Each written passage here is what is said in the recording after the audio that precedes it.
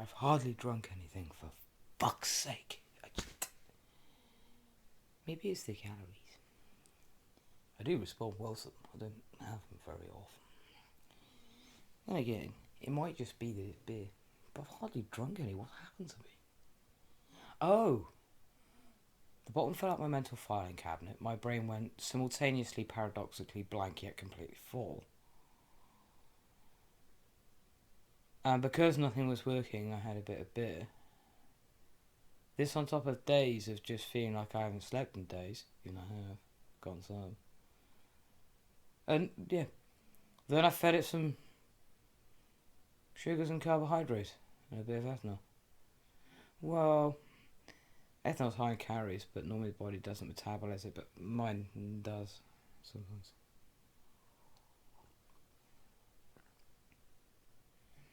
We're drinking it, Adam. It's a candle holder, actually. Well, glasses are normally too thick on the bottom, or they're too big, or they're too small. But candles, sort of £1, £1.50 candles. Well, they come in pretty much every variant of a basic glass, like the A shape, and the smaller ones I use for rum. I've got tiny ones that are basically a shot glass, but only so you can leave a bit of space. Well, I mean, I'm not exactly clumsy, even when I'm completely totaled. No, it's not a point.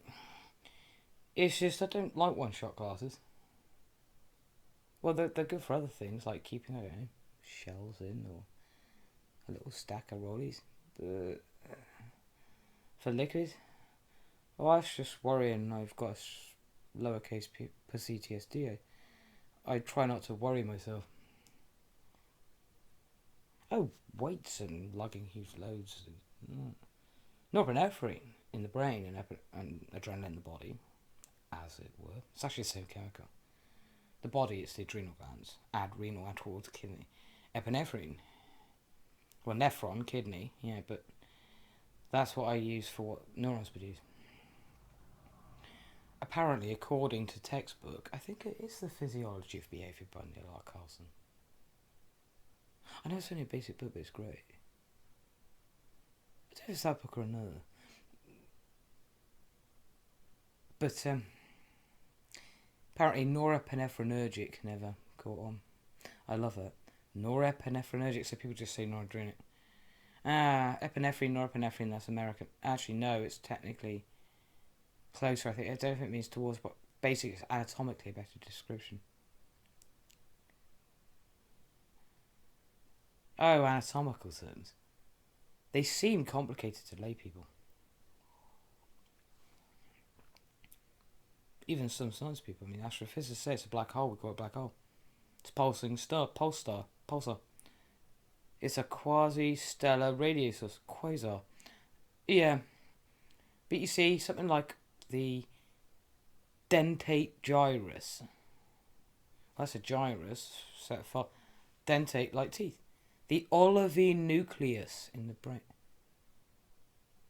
It's just old Greek or Roman. The people who originally did it for what it resembled.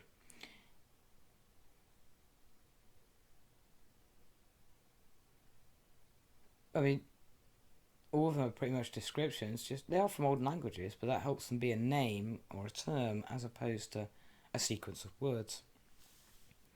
It reaches its peak in Grey's Anatomy, where there's a, and it's the way it says it. I can't remember it exactly now, but there's a bone. Lots of things are called the C-form bone. That's in the wrist. Actually, there's a number of them. Sesamoid bones, sesame seed-like bones. The C-form bones in the wrist. C-form, P-form, looks like a P. Sesamoid, sesame seed-like. They're little bones that form in tendons as you go up. And there's all sorts. The hook of Hermit. Whatever its anatomical term, it's just an old word for looking like a hook. But there's a bone in the pelvis called os innominatum, or innomnion. It's either innomnion or innominatum. Os, bone, I name not. It's called that because it bears no known resemblance to anything. It bears no resemblance to any known thing. So they just called it the bone that doesn't resemble anything. I love it. It's like lots of chemical names are really simple too. I like straightforwardness, that comes with them. Oh, it's indomethacin. Indole, methylated. Sin, medicine. So it's a methylated indole ring that's used as medicine. Okay. Naproxen. Nepanthyl group. Propionic acid. Synthesis. Synthesized from nepanthyl propionic acid. Trade names are different. Although naproxen's got naproxen, which is very similar to nepanthyl propionic acid synthesis, but many trade names don't resemble the chemical name. But these supposedly complicated chemical names, I mean, most of them are just the main parts of the molecule. And actually, it's now indomethacin. I think meth has a stigma. Alcoholics drinking methylated spirits, people taking methamphetamine. I don't know, because indomethacin, surely easy to pronounce indomethacin. But it's okay, because the B&F, the proper NHS, the proper medical book calls it indomethacin. But older doctors and the pharmacies, their instructions say indomethacin. For blah blah blah, do not take naproxen. I learned it out of old textbooks. I'd take an out-of-date textbook over supposedly up-to-date anything on the internet. It's not that I don't want to update, it's just... Well, the internet is what it is. And if you say indomethacin to any medical professional, what do you mean? There's two types of received pronunciation. Received from your culture, your school, your class. Snooty stuff. But then there's bog standard plain English received pronunciation where you simply say the word. Leukoptrinia. You mean leukoptrinia? Says the doctor. Yes, exactly. Because you see the way I said it, just spelt the word. I like that. Because languages don't have to be exact. Exact words don't have to be exact. That's where it goes into Proto-Indo-European roots. Although those are quite abstract now, but where it's about communication.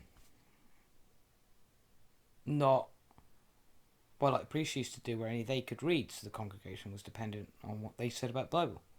But when people learned to read themselves, they could do it themselves.